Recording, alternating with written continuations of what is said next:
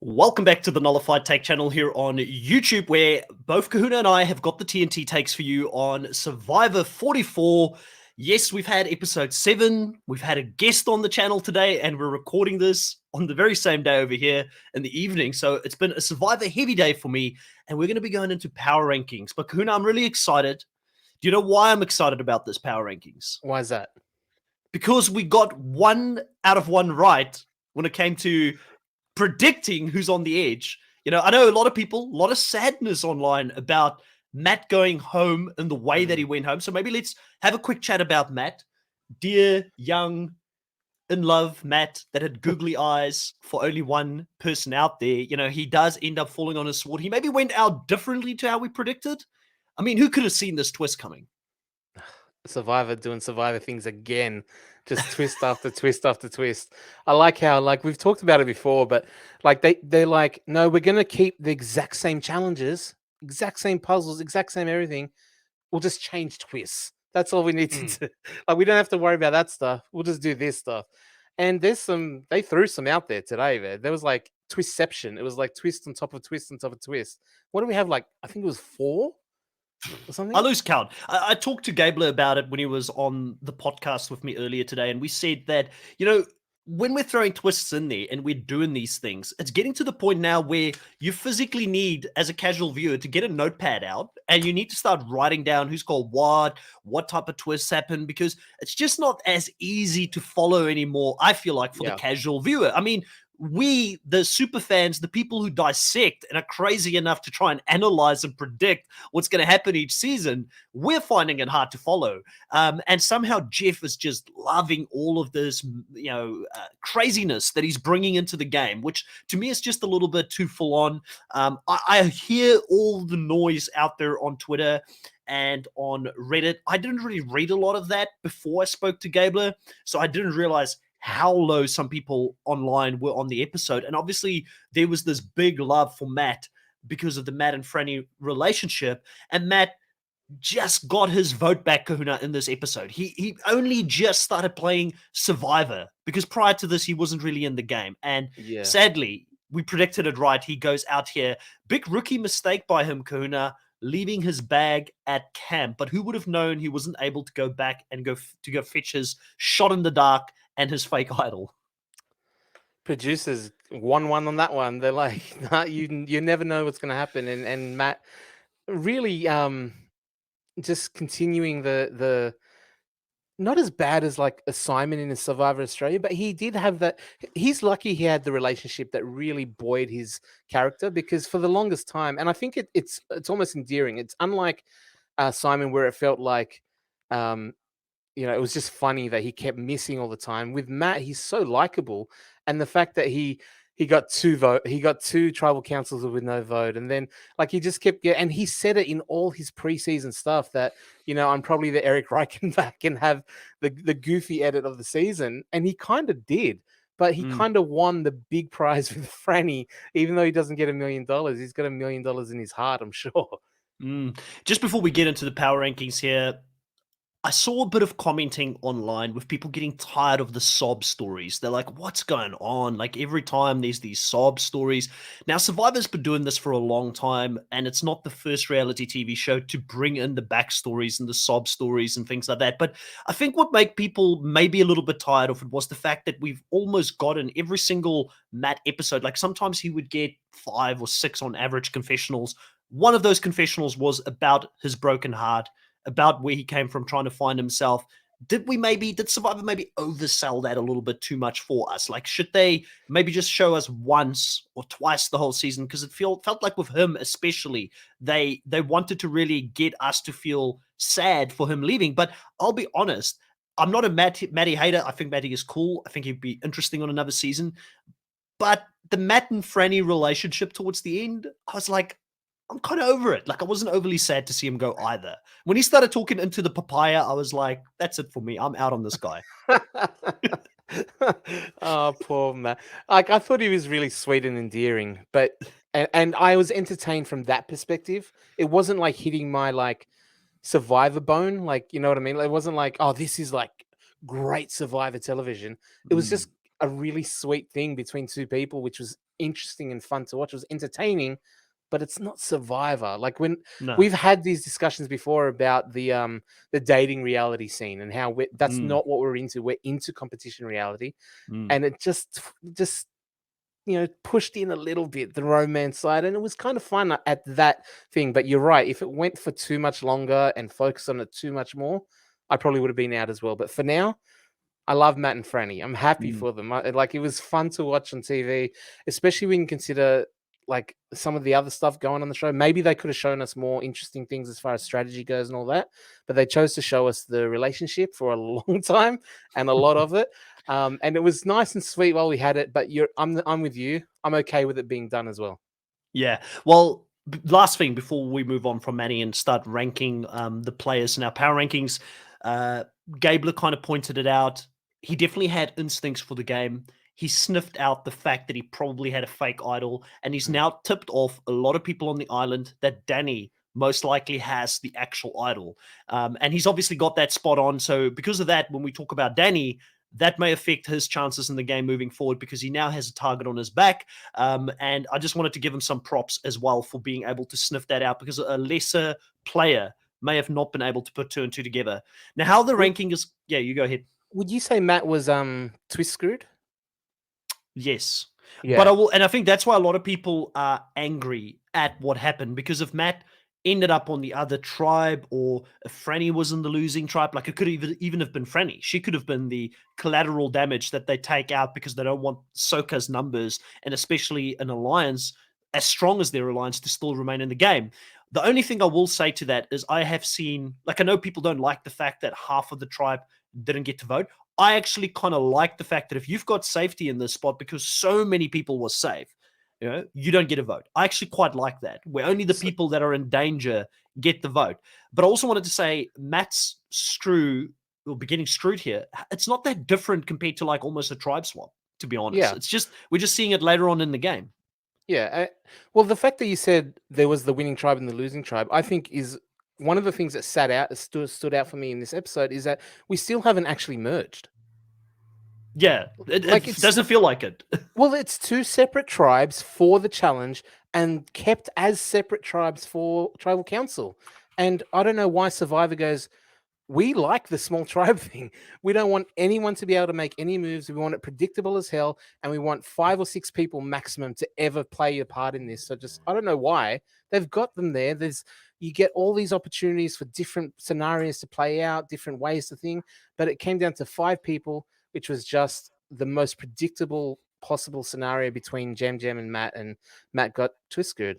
Yeah, so I saw this tweet earlier on when I posted about the interview that I did Adam or the Klein. recap that I did. And it's from Adam Klein. It's a person who I have said I've given Adam, not that he needs a shout out, but I've given him a shout out on the Russell Muscle TV podcast that we did a couple of weeks ago. And I said, why doesn't Jeff listen to players like Adam Klein or other great survivor minds that have played this game before when it comes to bringing in twists in the game? And he says, and Adam is not a controversial guy. Like he's not a controversial guy at all, but even he is No. calling up production in the spot and he's saying, please, Survivor gods, can we just have one normal vote where everyone gets to participate? Is it too much to ask for? No disrespect to the cast for reasons out of their control. This season is a mess. Let the players play in caps. Mhm. Leave hashtag expect the unexpected to the other show, which is Big Brother. Right. And Adam is speaking for all of us, by the way. Like, this is how I feel about it. Like, I get why people are annoyed. I just thought ultimately there was other things that Matt could have done better. Have people been tribe screwed in the past by swapping into a tribe they shouldn't be in? 100%. But this isn't the Survivor that we fell in love with. And I Mm. don't want to make this whole power ranking a rant at Jeff because I don't want to be a broken record. But Jeff has got this opinion that the more crazy stuff he throws in there, the faster he spins that hamster wheel. That is what people find entertaining, he's just missing it. It's not why we watch the show. There's like also a big fan of I mean this is not revolutionary. I think everyone enjoys television and good television, whether it's reality or scripted. And I like when there's a TV show that's doing really well. And I remember specifically, and this is a very obscure reference, but there's a TV show called oh man, I don't even remember what it was called, a couple of years ago. But the first season was so great. And the reason was because the writers actually said we weren't sure if we were going to get a second season. And Mm. we ended up putting 3 seasons worth of plot into the first season. Is it a Netflix So show? no. It was a I I'm forget what gonna it's because called I'm now. gonna annoy some people right now by That saying that this. happens as well. Yeah, I but feel they like just put you. I feel like you was a me. show like that for me. No. Oh, The show you. Okay, you. yeah. I Yep. really enjoyed the first season, and it just went off the rails for me. Second and third season, I watched the second season. I was out by the third season because the writing just got so bad, and I was just like, Yeah. I'm out. You know. Well, I've not watched you, but I've heard this season is a bit of a reset. He like moves to London and then starts killing people over there. So there's a spoiler alert for everyone. But um, um oh, even have you watched The Last of Us? I saw the first 3 episodes, and then after Okay. the first 3 episodes, I was out. Yeah, but There's but I, one but I there's do one need to go episode. back. There is one episode, and it's not necessarily spoiler because it's in the game and it's just the plot of the episode, and you'll see it in any review, right? Because every TV show you get like the monster of the week or the bad guy of the week or whatever, right? And in this particular episode of The Last of Us, they go find the bad guy of the week, who happens to be a Christian pastor who is a pedophile and a Wow. cannibal and a cannibal. And I was like, oh, they could have done 3 different bad guys across 3 different episodes. And you know what I mean? You don't need to put all of it in once. And I feel like Survivor's like, we've got all these great ideas. I think they're really good. Let's just jam them all into one season rather than saying, no, like a few tweaks here and there, a couple of extra bits, a twist here and there really keeps us on our toes. But it feels like it's just like, manic, and you just like when they say expect the unexpected, there's literally nothing you can expect because it's just Jeff constantly is barraging us. Jeff is so nervous right now to let players play the game, and he feels like he has to manufacture moments and shocking things that get people excited about the show. But this is for a whole different podcast. Sorry, We can yeah. definitely we can go into this for a long time because I have had a few opportunities to rant about it, and I definitely don't want to bore the audience with that. Maybe let us know in the comments below if you want us to do a full podcast on how to fix Survivor. Maybe I'll get a couple of great minds onto the show and see if we can get like a bunch of different content creators to talk about it as well. But moving on to the first Power person here that we're going to rankings. be talking, moving on to the first person we're going to be talking to, and it's going to be Lauren, right? So we're going to start from the bottom. I was very low on Lauren coming into this week.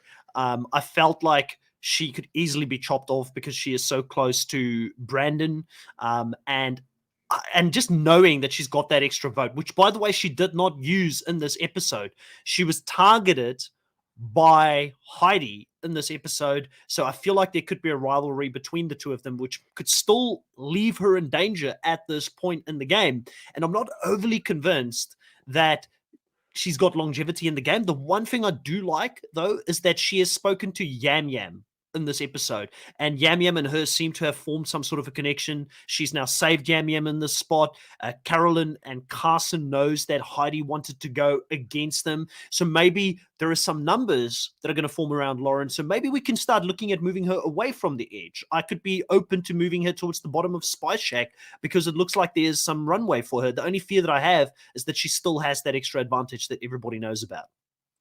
So where would you put her there? You kind of on the edge of Splash Shack, or still I on feel the edge like or at the bottom of Splash Shack? I personally feel like I probably at this stage, if I look at the people that are ahead of her, I would actually move her ahead of Jamie. I would move her ahead of Brandon at this stage. And I could be tempted to move her up to Spice Shack, but that's up to you. Wow. What do you think? I've actually got her in the bottom spot, dead last in Tell my me why. rankings. Because Lauren being with Brandon, and being in that Ratsu tribe, I don't know who else she has beyond that.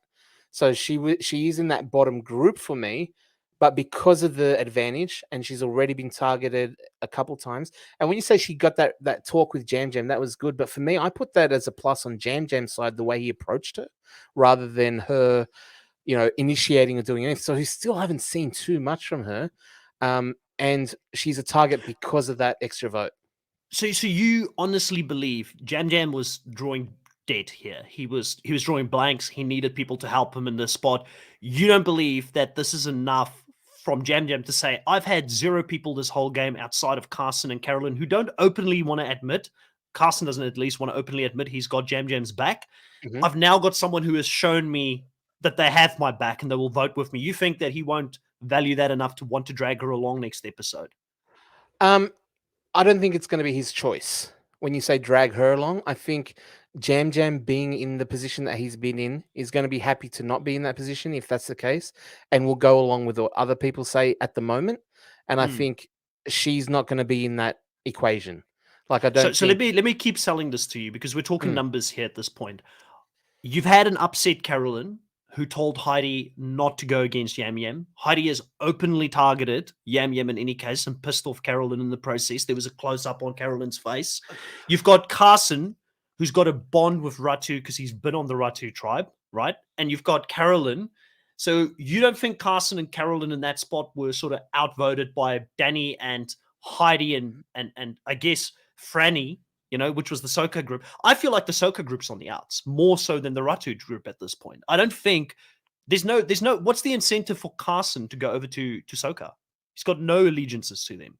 no, but this is where, like, because of the way the vote played out this episode with Matt going out, Soka and Tika now have 3 each, and Ratu have 4 left. And I think if Soka and Tika look at the numbers and go, hey, they've got 4, we've got 6, right? Maybe they do something. Because, yeah, I that's don't my see it that thinking. I don't see it that way. The reason I don't see it that way is because Danny has an idol and that needs to be dealt with at some point. So I think that the target is going to be personally, and I know this might spoil it for ahead, but we're talking about this openly. I do think Danny and Heidi, and I really feel bad for Heidi after this week because that twist screwed her more than almost anybody else this specific episode. So we're going to talk about that when we get to her. But I feel happy with her staying on the edge because I wasn't feeling strong enough about moving her from the edge. So we'll leave her for now in my mind at the top of edge, but we have to talk about the two that's behind her first. Yep. Let's talk about Jamie. How do you feel? Do you feel Jamie did enough this episode to move from the edge? Because I didn't see it. Jamie didn't do anything this episode. I think she had a couple of when Jam Jam was telling his story about growing up in Puerto Rico, they showed her close up and the tears in her eyes, and she got that moment. But there's nothing. They're still doing the edit where she's only had lighthearted, like almost mocking, like the witch thing and the magical thing. Like it's not serious, and they haven't really shown her in a serious light beyond that little shot of her crying. So I don't see her getting out of the edge. She's not necessarily a threat like a Brandon would be, but she's not also being able to do anything to get out of that spot, I don't think. Plus, again, open advantage. She doesn't have an advantage. She thinks she's got an idol, Yeah. and Carson is aware of this. So when Carson thinks about his next move, it's either do I take out Danny with an idol or do I take out Jamie with an idol? Because in Carson's mind, and I say Carson because at this point he's at the top of Soul Survivor, and we think that he's running things with the groups that he's working with. Those groups have to think about who's the person we want to get out, and you want to blindside one of the people that you think has got an idol in the game. So I'm with you on that. I'm happy for Jamie to stay rock bottom at this stage and not move up from where she is. Brandon, interesting episode for Brandon. Obviously, he continues to grow the target on his back, winning an individual immunity this specific episode. So people know that he's someone physical that they do need to deal with.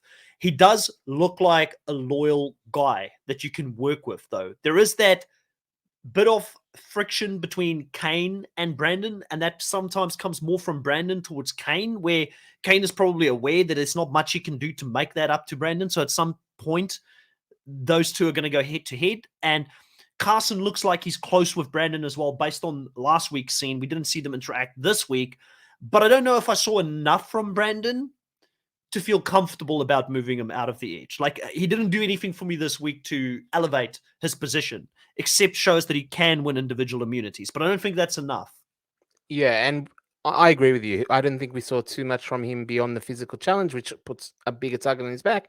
And then also the thing we saw 2 episodes with Danny about being like the meat alliance and really protecting the strong ones who are usually the target early on has done nothing since. I haven't seen any interaction with them.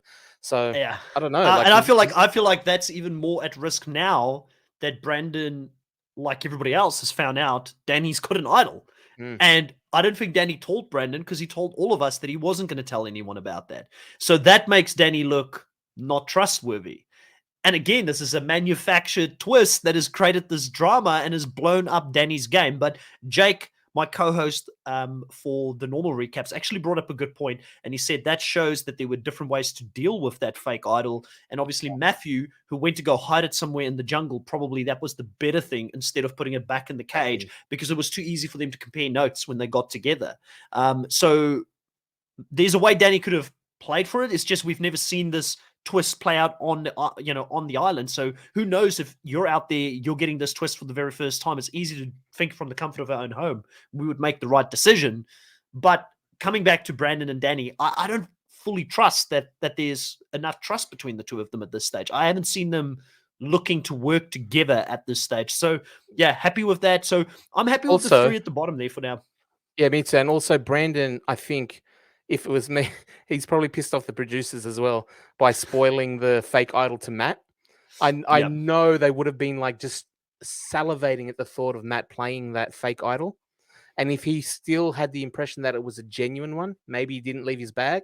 And the producers were like, Brandon spoiled it. We didn't get I the think he fake would have played idol it. play. Yeah, No, he I would think he would have. have played it.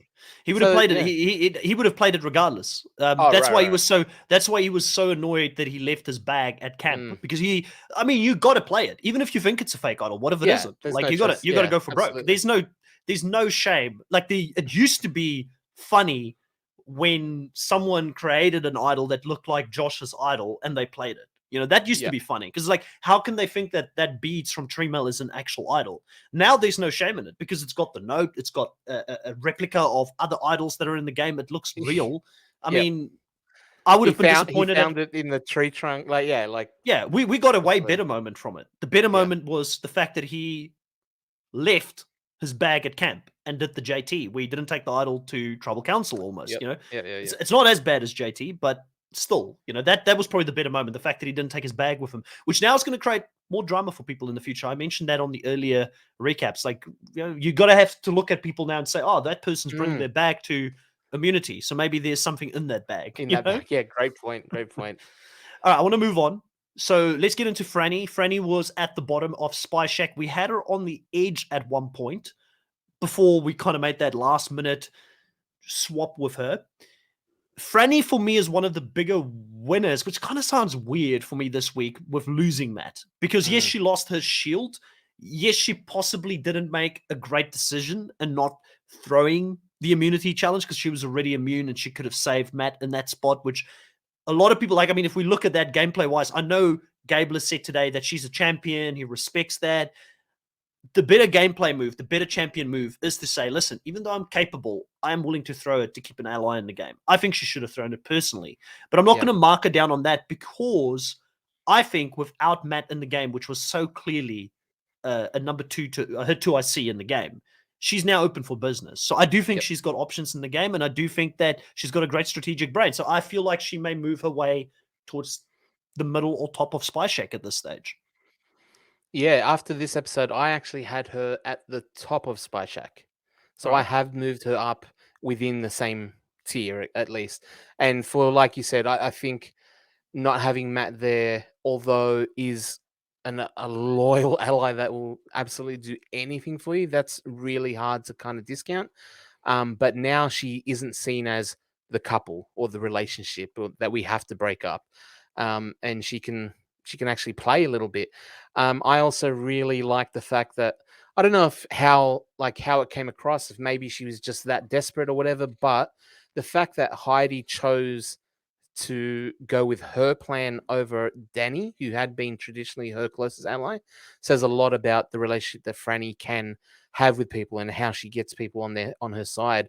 And we saw Heidi, like Franny was the first person Heidi told, not Danny, about her power thing, like the control the vote power. So there was something there, and Franny's obviously, she's likable, she's nice. She doesn't seem to put anyone offside, especially now that she's not sneaking off with her boyfriend on the island. So she can now build those relationships even more, which she's shown to be pretty good at so far. Yeah, and I think she's going to fit in well with. I've said it a few times. Some of the more geeky type of personalities that are out there. The Carsons of the world, the Carolines of the world. Yam Yam potentially. I don't know how he's going to feel about. I don't think Yam Yam even is going to hold this against her because Yam Yam will get it. I mean, he was up against Matt, so it's not like Yam Yam's going to have hurt feelings that she tried to save her boo out there. Mm. All right, moving on to Kane. We didn't really get anything from Kane this episode. Like he was kind of missing on the edit.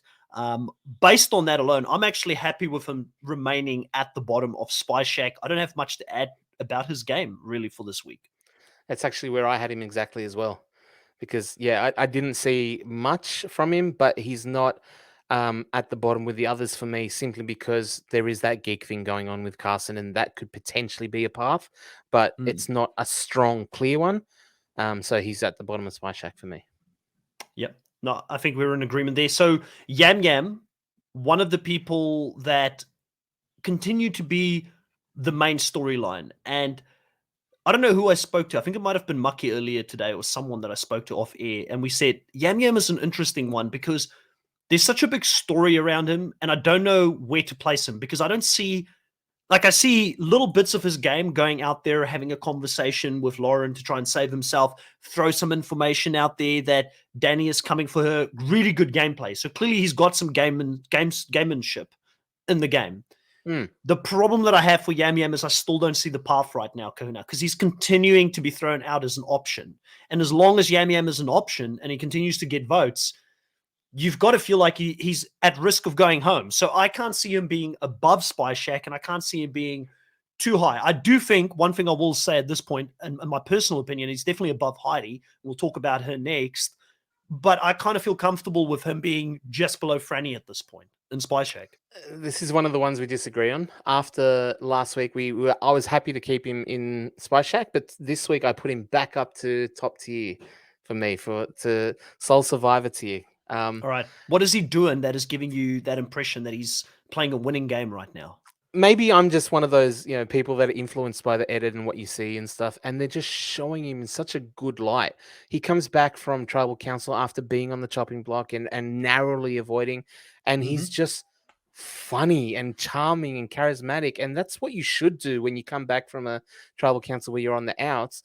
And he's like, just in case you thought it was going to be awkward, it is, all that stuff, and it's He's a great character. yeah, he's amazing.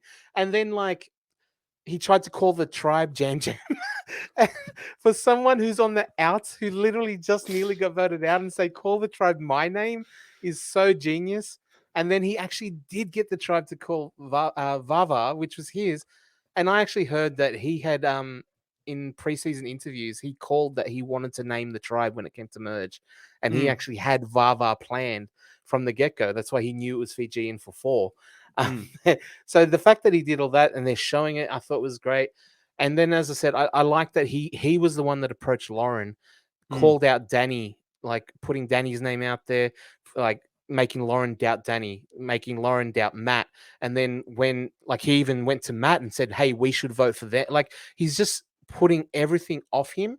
And considering that he's been playing from the bottom for a number of weeks now, he had a couple of missteps and misspoke and approached the wrong person in Danny last week about what we're going to do. I think this week they showed him, although he was at the bottom, there wasn't much he could actually really do. The vote was going to go the way it was going to go, and he didn't really influence it. I do think that they're showing he's on an upward trajectory, like I said last week, and he actually didn't make any missteps this week at all. I agree with you. I don't think he did much wrong. I think he damage controlled really, really well. My problem remains in the fact that if I look at the edit alone, I would say, yes, he's a top 3 edited person on the show right now. But I'm looking at the gameplay and where he's sitting currently with the numbers, and I just don't see it. Like, if he survives maybe 1 or 2 more votes, I think he automatically jumps into Soul Survivor. But I see a lot of scenarios right now where Yam Yam could still be the vote. Like, Tika does not have the control of this game yet. There are only 3. Does he look like, when you see him next to a lot of the people, considering that he's been on the bottom and kind of being battered around a little bit, I don't think he feels like a threat to the other guys at the moment, or to the rest of the players at the moment. They're really doing a great job at highlighting his social game, which is the thing that you're pulling onto as well. But it's also really dangerous because you've got people out there saying Yam Yam is so freaking likable. So they clearly know this about Yeah. him. And that to me makes him still a threat because not only is he a likable guy that if he gets to the end probably wins the money because everybody loves him, and that's a threat, he's already copping votes on him and he's an option. He's in people's minds as a potential vote. So based on what I've seen, like I love Yam Yam as much as you do. I just don't see him above Spy Shack. I could see him potentially being above Franny, but for me, he's not. But based on what you're saying, you wanted to put him in Soul Survivor. I think did. that we compromise and we put him above Franny because that's what we do. You know, we'll move him Yeah. one up. I just don't see him. Like I said, I feel like that's a fair spot. He's definitely him and Franny are like at the point where, depending on where the next episode or two go, I think they can break into Soul Survivor in the game. Yeah, I'm fine with that as well. When I say he was Soul Survivor for me, he was at the bottom of Soul Survivor. So anyone that's like border is, +1, -1. It's kind of fine for me, I think. Yeah, I think we're seeing the same things. Yeah. Okay, so the last person we need to talk about here is Heidi, and this is one where we may differ Yeah. again. Where for me, she's clearly on the edge right now after this week, and I think that what happened with this advantage, where she's been playing, like we spoke about this with Gabler today. She's been playing an under the radar game. No one was looking at her. She was Danny's right hand person in the game. Now suddenly people know Danny's got an idol. She suddenly has popped up and she had to make a very bold statement. And I don't think that Lauren is the kind of person that's going to take lightly to the fact that Heidi took her vote from her, the right that she had to vote for someone that she wanted, and dictated where that vote had to go. And she's pissed off Yam Yam in the process, who she could have had that Puerto Rican alliance with. The synergy that you saw and Yep. manifested in your head was nearly there, Kahuna. So I feel really bad for her chances after this week. I feel like she showed her hand. And if people can't take Danny out, where they're splitting the vote, they're taking out Danny's right-hand person in the game and Heidi. So I'm really worried for her. I strongly feel she is on the edge, maybe towards the top of the edge, but definitely on the edge. I still have her in Spy Shack. And I'm probably a little bit too optimistic because I do think it was a Just big. before you make that call, I really want us to be able to go 2 weeks in a row by predicting this right. Yep. Do you feel that strongly that she's not the next vote? Because in my heart, I feel like she's the next vote. I think she potentially goes next week.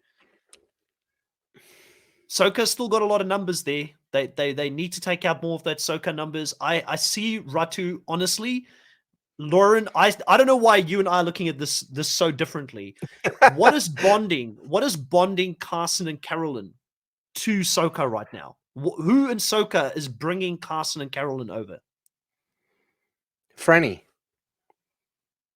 Really? You think that they've got that connection with Franny in the game? I haven't seen it, but I've seen the Yam Yam Lauren conversation. I've seen Ratu save Yam Yam in this last spot, and I've seen Carolyn be annoyed by the fact that Soka was willing to sacrifice Yam Yam. Yeah, that's true. Oh man, now I'm Plus doubting Danny's game myself, just Chris. Plus Danny's game just got blown up on the edit. If we're talking about reading the edit, his game just got blown up. So clearly Danny's copping votes in the near future. And if he plays as idol, who goes home? I just think it's Heidi. I want to get it right. I feel like we should put her somewhere on the edge. Even if it's top of the edge, I just feel like she's popped out of Spy Shack. People now know where her motives are and where her allegiances are in the game. So, Because Franny, do you believe that the three people we've got at the bottom, it's definitely one of those Ratu members going in this next episode? Yes, I do. Yes, I do. I don't even want to hedge my bets with the high. Or because also, by the way, we remember Heidi's in my team. I don't care about that. I mean, look at I know. So you got to take No, the I bias think out of it because Yam Yam's he's my top person. I picked him first for the season, and I've been very hard on him. Even right, though he's in my team. this is what I'm hoping. And again, I said last week with the Puerto Rican thing, where I just get an idea in my head and it's a fantasy that I just run with, and this is the storyline that I would love to see, or at least that I think may happen. So the Puerto Rican thing, not a thing, or maybe because she did say I have a really sweet spot for Jam Jam. I would have liked to work with him, and she went against him. Huge mistake, by the way, from Heidi, because not only did it not work in that one of her allies went home in Matt. Like you said, she may be pissed off Lauren. She's maybe pissed off Jam Jam. She's maybe pissed off Carolyn.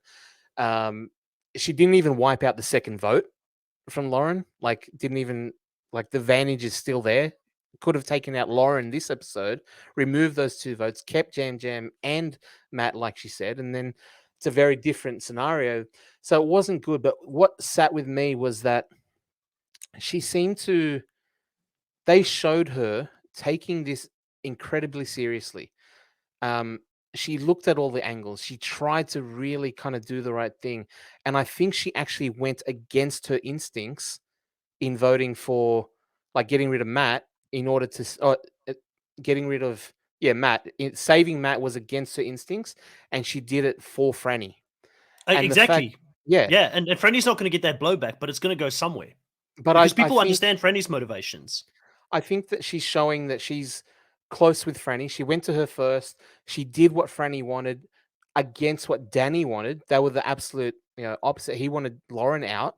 So her number one in the game, she went against and helped Franny. So if Franny goes on her like Kill Bill list, and now that she's pissed off that Matt's gone and actually tries to take out Ratu, and she goes and hooks up with Carson and Carolyn, then Heidi is a good link there as well. Maybe she does have that. They drop that line in there. I don't want to vote out Jam Jam. I have a sweet spot for him. The Puerto Rican connection is something that may still be a thing.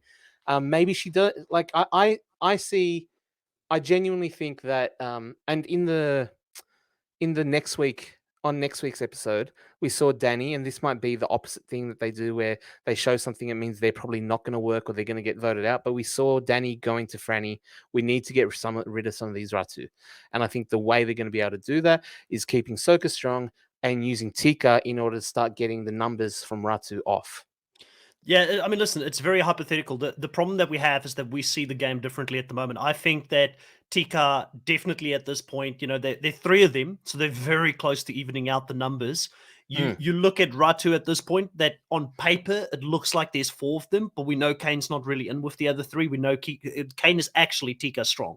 We know that Carson can bring him in. There's four people hiding in plain daylight right there. So the bigger worry for me at the moment, I think, is, well, I guess it's hard because you can look at Jamie and Danny and say you got to vote for both of them. They both got idols, but who's more likely to win individual immunities as well as having an idol? And that's Danny. So I feel like the storyline, the way that they've set it up with us finding out Danny's got that idol, now that's public information. Even Franny might have to deal with that, at some point. How does Franny feel about the fact that Danny has actually gone and tricked Matt, who she's in love with? Like, is she really that strong to Danny? I feel like I have to veto this. I don't want to get it wrong next week. I've got a strong feeling Heidi's gone. Okay. I've got to put it at the top of Edge. I'm happy to put it at the top of Edge. I just don't want to risk. And I know some people will say, well, you have 4 people there, so it's a high chance, right? But it's 4 out of the 10 people that are left in the game. It's a 40% chance. I just don't want to risk us going into this next episode. Heidi gets voted out, and I'm going to be like, oh, man, we could have been 2 from 2. I'll take that. I'm fine with that. She was in Spy Shack for me anyway. She was more towards the middle of it than at the bottom of it. But I think. By the way, the one that gave talked me around. You talked me around. Yeah, and also, by the way, the one that we got the most flack for, I gave you Heidi last week when you put her at the top of Spy Shack when I felt that she was close to the bottom of Spy Shack or maybe even on the edge. I gave that to you, and people in the comments were all like, Heidi is way too high. Outside of that, the rest of them we've pretty much got bang on. So clearly there is a bias there. Clearly you're really rooting for her. I like Heidi, by the way. I think she's awesome. And I did like the fact that, and here's the other concern I have. I don't think Heidi just woke up in this episode and decided to play a strategic game. I think she's been playing this the whole time, but we've never seen it. And that's also worrying. The fact that they're not showing us her rationale and how she thinks about the game, because she seems to be a capable player. So what about the fact that before today, the only thing they showed us about Heidi is that she can make fire. Yeah, and that is in the back of my head. I'm like, well, does that mean she goes to fire making? But it's just not enough. It's not enough. Yeah, it's not. Survivors sometimes... You've convinced me, Chris. Yeah, they throw random things in there that sometimes don't make sense in the long run. And that could just be one of those random things that they did, because it was really cool that Heidi was the person in camp that could make the fire instead of the big alpha macho guys that couldn't do it. Well, I guess Josh was kind of like, a bit of a jock as well. But it wasn't Josh or Danny that did it. It was Heidi in that camp. Anyways, I feel good about that. I don't want to make any changes to where we've got that. Now we've got to talk about the top group here. We've got Danny next. He's in the Sole Survivor category. his idol is out. I don't feel confident about Soka.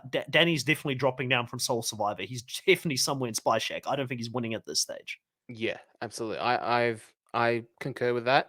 To me, I put him above Kane, but yeah, below the rest. That's where I had him anyway. I feel comfortable with that spot for Danny. Again, nothing from his end in regards to great confessionals or direction of where the game's going, or nothing that stood out in any case from this episode. So I really feel like Danny, at this point, unless he suddenly comes back in the next episode and starts doing some crazy stuff, I don't think he's winning this. I think he's somewhere in Spy Shack. I'm happy with where you put him. We got to talk about the two people at the top, though. Do we keep the rankings the way they are? How do you feel about Carson and Carolyn in the game right now? It's funny that we put them at the top and we probably both agree that they should remain at the top, but this was an episode where they didn't really have much power Yeah. or any power.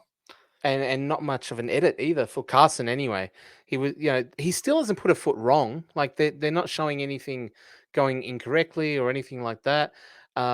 It just wasn't not a lot in this episode beyond the first little meeting where he reassured Jam Jam and Carolyn that, we're not a target here. Like Soka and Ratu are going to go at each other. So like, yeah, he's still fine. But didn't show much in here to demote him either, right? There was nothing positive that would have pushed him. You can't push him further, but there was nothing that would have brought him down. I am worried about the preview for next week, though. That I was saw that. very, very scary. So at the moment, after this current episode, number 7, I'm fine with him where he is. Yeah, I can't add much to that. Carolyn did continue to have an edit. She did continue to talk about how she felt helpless and trying to save Yam Yam, and we can see that relationship is a strong relationship, even though they sometimes butt heads and they're both crazy, passionate people. They do love each other out there, and they have become this close family. And I still think that Carolyn gets to the end, man. She wins the money. Edit wise, like I don't see, and again, just by that, I feel like Carson's got all these webs and different connections, and he gets people to like him. But I have to say, if Carson and Carolyn sits next to each other at the end, I could see Carolyn winning. I could see her have like the really good end jury speech and telling people about the game she's played that no one is seeing right now. That's the problem that I would have with it, is that she may come across as Jerry as talking up a game that they didn't see as much. I think she gets looked down upon, A ignored, lot. overlooked too much. But what the editors are showing us is a well-rounded character. Not only she has the craziness, she has the facial expressions and the funny stuff that makes us laugh. And that first episode just made her seem so out there. But now they're rounding it out with like a full range of emotions. She's not one note like Jamie, where it's just one thing over and over again. They're playing up that relationship with Yam Jam. I think, like, even when Franny said, like, Carolyn would be pissed off if we get Jam Jam out, but it doesn't matter. She'll come around. Like, no one is respecting her at all. And I think that is going to, like, you're right. Like, if she gets to the end, it'll either be, well, no, you're claiming stuff that there's no chance that you did, or it might be an actual true underdog performance here. And we see her come over the top and really start building momentum towards the end. I've got to be honest with you. Carolyn may be the person I want to win the most at this point, and she's not even in my team. But again, for me, it's not about that. The draft is just fun at the end of the day. Yeah, absolutely. It's about, I want there to be a great winner. And if we could have had the beginning of the season and somebody told me we would have an even more so out there winner than Mike Gabler, who we had on the podcast today, I wouldn't have believed it. And I think Carolyn could be like that 2 in a row. Jeff loves the season. I keep remembering that. I do think he loves Carolyn and the energy she brings to the show. Yeah, I mean, I could be persuaded. Like it's so close between Carson and Carolyn at this point. I could be persuaded to switch that if you think we need to, because I feel like A1D? yeah. Yeah. I could see it. I could see it. Do you agree with that? Do you think? Because I think Carolyn could get to the end. She's underestimated even by you as an audience member at this point, because I think that the one thing that people don't realize about her is she's played these online games. She understands what she needs to say at the end. She's a fan of the shows. She would be good, even though I do think Carson would be good as well. The one problem I have with Carson still is I think people may take it personally when he starts cutting them, because he's got these deep connections with people. But we haven't seen him cut anyone yet, so that might be an unfair assessment at this point. It might be something that I'm making up in my head. Yeah, what like no, because that's a very valid concern. Someone who says yes to everyone eventually has to lie, right? Hmm. So, but so far he's not really. They haven't shown us like him building relationships to the point where it would feel like a massive betrayal, right? They Hmm. showed a couple of weeks ago he was super close with Matthew, who's gone out.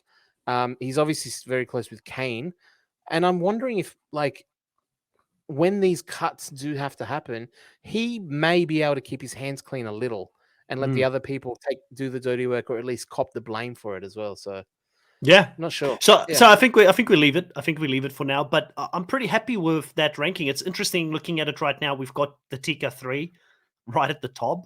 And then we've got two Soka members. We've got one Ratu, three Ratu members at the bottom, and that's definitely I'll take the blame for that if I end up being completely wrong this season. But I feel low on some of these players moving deep into the game. I do think next week some of them could be in danger immediately, but I'm kind of putting it out there. I think Heidi's in trouble, and if Heidi does survive next week, hats off to her. Hats off to her. No one can tell by the way that these seasons are edited these days because we see so little of the camp life. We see so little of the social dynamics. We're literally talking about 5 minutes or 10 minutes an episode that we're reading these Mm. things into, and then we talk about it for nearly 50 minutes.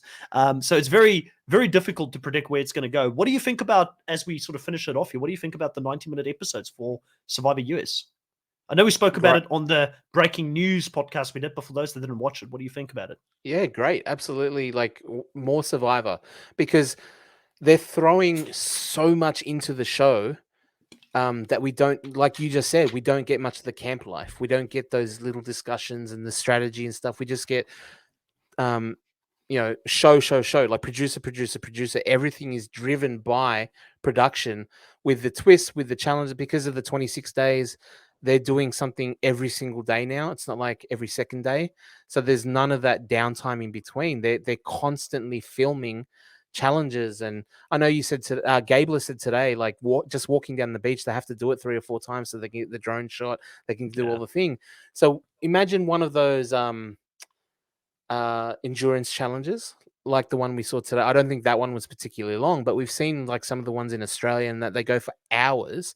And Yeah. then when you put that on top of all the actual TV making that goes into the actual challenge and filming things multiple times and over and blah blah blah, like there's just not enough to catch. Like you need that extra time, and I think they're going to be able to use it. I hope they're going to be able to use it effectively. Yeah, no, I agree with you. If you got to this end of the podcast, and if you do like what we're doing here, please consider subscribing. It's the best way to show support to the channel. This does help with our credibility. So when we reach out to players like Gabler, and I'm reaching out to a lot of Survivor players at this point, it does help give us some credibility and for them potentially to want to even come on the channel. Also, please consider going over to our Instagram page. It's also called the Nullified Take channel. If you do follow us on Instagram, it does help immensely as well because I do reach out through Instagram a lot of the times to these former players of the show. Consider liking and commenting below. Let us know, who do you agree with? Who do you not agree with? Do you think it's Kahuna's take at this point? Do you believe that Soka is still going to take control of this game and remain in at least for the next vote? Or do you think it's going to be a Ratu member that is going to get voted out? Or are we both wrong? And is it going to be Tika? Like, because none of us are looking at Tika at this point. So let us know in the comment section below. Kahuna, it's always a pleasure doing business with you. We'll catch you next week when we do this all again. Grab your torches, head back to camp. Goodbye.